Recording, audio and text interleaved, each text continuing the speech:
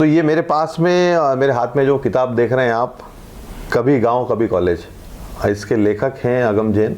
बहुत चर्चा इस किताब की लगातार, खासकर युवाओं के बीच में चर्चा है। और सर इस किताब ने एक अलग पहचान आपकी एक लेखक के रूप में स्थापित की है भारत भर में।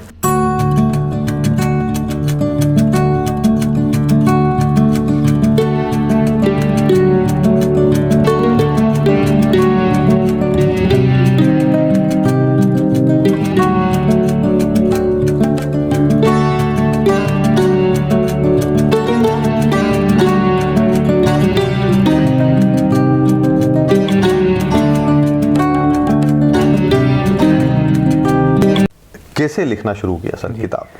तो जैसा कि आप शुरुआत में भी कह रहे थे कि एक लेखक के रूप में मुझे जाना जाता है, तो ऐसा नहीं है। मेरी तो बस ये एक ही किताब है, और इसके पहले मैंने यूपीएससी के संबंध में ज़रूर कुछ ना कुछ लिखा है, लेकिन एक साहित्यकार के रूप में मेरी कोई बहुत विशेष रचनाएं नहीं है। इंटरनेट पे ज़रूर मुझे जब समय मिलता है तो मैं लिखता रहता हूँ, अपनी बातें साझा करता रहता हूँ। तो इसकी बेसिक कहानी ये है किताब की कि जब मैं इंदौर में पदस्थ था और पुलिस ट्रेनिंग कॉलेज में एसपी के रूप में पदस्थ था, और उस समय कोविड का पीरियड था, तो सुबह के समय थोड़ा सा समय मिलता था, शाम को रात में भी मिलता था समय। तो सुबह जल्दी उठ करके 5-5:30 बजे उठ करके 5-10 पेज लिखना, शाम को 5-6 पेज लिखना। तो इस प्रकार से इस किताब को लिखना शुरू किया और लगभग 2-3 महीने में इस किताब को पूरा किया। लेकिन इसका अब जो मैटर है वो मेरे दिमाग में लगभग 3-4 साल से चल ही रहा था। एक हल्की फुल्की कहानी जो होती है वो दिमाग में चलती है, तो उस प्रकार से चली रही थी। तो इस प्रकार से इस किताब की जो है रचना पूर्ण हुई है। तो मैं अभी भी अपने आप को एक कोई लेखक के रूप में तो नहीं मानता हूँ, क्योंकि आज के समय में जो प्रख्यात लेखक हैं उनका बहुत अनुभव है और वो बहुत किताबें भी लिख चुके हैं। मेरी तो ये पहली किताब है और एक ही किताब है। हाँ, इतना ज़रूर है कि जैसा आप बता रहे हैं कि इसको आए हुए लगभग 6-7 महीने हुए हैं और तीसरा संस्करण भी पूरा होने वाला है। तो लोगों से प्रेम मिल रहा है, लोगों को पसंद आ रही है, तो अच्छी बात है। अच्छा, आप ये मानते हैं सर व्यक्तिगत जीवन में, जैसे हम लोगों का अनुभव रहा एक पत्रकार के रूप में, जैसे सागर विश्वविद्यालय से मैंने पढ़ाई की पत्रकारिता की, तो एक मूल गुण जो लेखक पे देखा जाता है, ये एक लेखक जो होता है वो भावनात्मक होता है। तो ये बहुत ज़रूरी मानते हैं कि लेखक का भावनात्मक होना, ज़्यादा अच्छा लिख पाता है भावनात्मक होता है तो लेखक? किस प्रकार का लेखन है उस पर डिपेंड करता है कि वो उसकी भावनाओं का कितना उसमें मेल है। यदि नॉन फिक्शन वो लिख रहा है तो मुझे लगता है कि भावनाओं की उतनी आवश्यकता नहीं है। लेकिन यदि आप कोई कहानी लिख रहे हो और किरदारों को गढ़ रहे हो तो ज़रूर आपको उस किरदार से मिलना ज़रूरी है। मतलब वो किरदार आप में जुड़ जाए, आप में तन्मय हो जाए, इस प्रकार से उसका होना ज़रूरी है। तभी आप उसकी तरफ से कहानी के फ्लो को आगे बढ़ा पाते हो। तो निश्चित रूप से उस स्तर तक तो भावनात्मक होना आवश्यक है ही। अच्छा सर, ये जब आपने लिखना शुरू किया था तो आपने सोचा था कि ये किताब के रूप में आ जाएगी, पब्लिश हो जाएगी और तीसरा संस्करण आ जाएगा? हाँ, तब तो ऐसा नहीं सोचा था। शुरुआत में मैं छोटे छोटे 25-30-40 लाइनों के व्यंग लिखा करता था। अभी भी मौका मिलता है तो कभी कभी लिखता हूँ।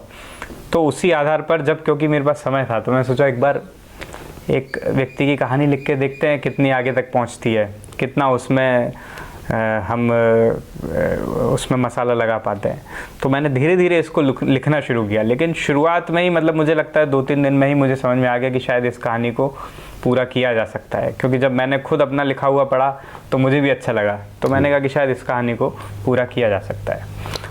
फिर उसके बाद में जब पूरी हो गई तो उसके बाद में, पूरी होने के बाद में उसको प्रकाशन कराने तक की भी एक बड़ी प्रक्रिया है। हाँ, वो तो क्योंकि प्रकाशक को भी आपकी स्क्रिप्ट पसंद आए और उसे ऐसा लगे कि लोग उसको स्वीकार करेंगे, तो उसमें फिर अलग 7-8 महीने लगे। लेकिन ओवरऑल फिर ये किताब प्रकाशित हुई। मेरे हाथ में एक किताब आप और देख रहे हैं, मिशन यूपीएससी, मेरी यात्रा यूपीएससी और उसके पार। ये भी सर ने आपने ही लिखी है किताब। और एक ये डिकोड यूपीएससी, ये शायद पहली किताब है सर आपकी? ये दोनों एक ही किताब है। अच्छा। एक इंग्लिश में और एक उसका ही हिंदी अनुवाद है। तो ये एक दोनों किताबें, मतलब देखा जाए तो दोनों का जेनर अलग अलग है सर। हाँ, ये एक कहानी वाली वो अपने अनुभव, और एक ये पूरी तरह से हम बात करें जिनको बच्चे एग्जाम देने वाले पढ़ेंगे तो निश्चित रूप से उनके काम की होगी। तो इस किताब के बारे में भी जानेंगे कि ये कैसे लिखी है आपने सर? ये जो किताब है, ये जो यूपीएससी की तैयारी कर रहे हैं या इन जनरल कोई भी कॉम्पिटिटिव एग्जाम की तैयारी कर रहे हैं, उनके लिए मैंने अपने अनुभव और कुछ ऐसी चीज़ें साझा की हैं जो शायद उनके काम आ सकती हैं। तो ये एक दिन में लिखी हुई किताब नहीं है। जब मैं सेलेक्ट हुआ था 2016 में, तो उस सिलेक्शन के समय से ही मैं प्रतिदिन इंटरनेट पर अलग अलग जगह अपने ब्लॉग्स लिखता था। तो अलग अलग विषयों पर सिलेक्शन के बाद में क्या स्थिति होती है, सिलेक्शन के समय क्या होता है, मेंस की तैयारी कैसे होती है, इंटरव्यू में क्या पूछा जाता है, तो बहुत सारी चीज़ों पर लगभग मैंने 1000 पेज के आसपास का मैटर लिखा था। फिर ओवर द ईयर्स वो इतना कंपाइल हो गया कि जो पब्लिशर हैं उनको वो मैटर पसंद आया, और फिर हमने उसका संपादन करना शुरू किया, उसमें एडिटिंग करनी शुरू की, और उसके बाद में ये लगभग 400 पेज की किताब है जिसमें अधिकतर प्रश्नों के समाधान किए हुए हैं जो यूपीएससी से संबंधित हो सकते हैं। फिर उसके बाद में, क्योंकि मध्य प्रदेश और भी ऐसे राज्य जहाँ पर हिंदी पढ़ने वाले लोग ज़्यादा हैं, तो उनको दृष्टिगत रखते हुए हमने इसका हिंदी ट्रांसलेशन भी किया। ये वाली किताब ओरिजिनली इंग्लिश में लिखी है, और ये जो उपन्यास है वो ओरिजिनली हिंदी में लिखा है। तो जो इंग्लिश में लिखा है तो फिर उसका हमने हिंदी में अनुवाद किया। सर कहाँ ये इसको मान लो कुछ बच्चों को इस किताब को लेना हो तो वो कहाँ से इसको ले सकते हैं? दोनों ही पुस्तकें अमेज़न, फ्लिपकार्ट पर उपलब्ध हैं, और कुछ बुक स्टोर्स पर भी उपलब्ध है। भोपाल में, इंदौर में, दिल्ली में, अधिकतर जगह ये बुक स्टोर्स पर भी अवेलेबल है। और सर ये किताब अगर कोई लेना चाहे तो ये भी अमेज़न, फ्लिपकार्ट और बुक स्टोर्स पर उपलब्ध है। सर एक लेखक के रूप में लोग आपको, हालांकि आप नहीं मान रहे कि आप लेखक हैं, लेकिन एक लेखक के रूप में एक चर्चा अच्छा लगता है आपको? मैं वही फिर से कहना चाहूँगा कि मैं एक वैसा लेखक के रूप में नहीं हूँ, थोड़ा बहुत लिखता हूँ कभी कभी। तो यदि आपके लिखे को सराहना मिलती है तो थोड़ा अच्छा तो लगता ही है, स्वाभाविक है। और मैं बहुत ज़्यादा लेखकों के बीच में गया नहीं हूँ, और पहले मेरा हिंदी साहित्य का अनुभव भी बहुत ज़्यादा नहीं है।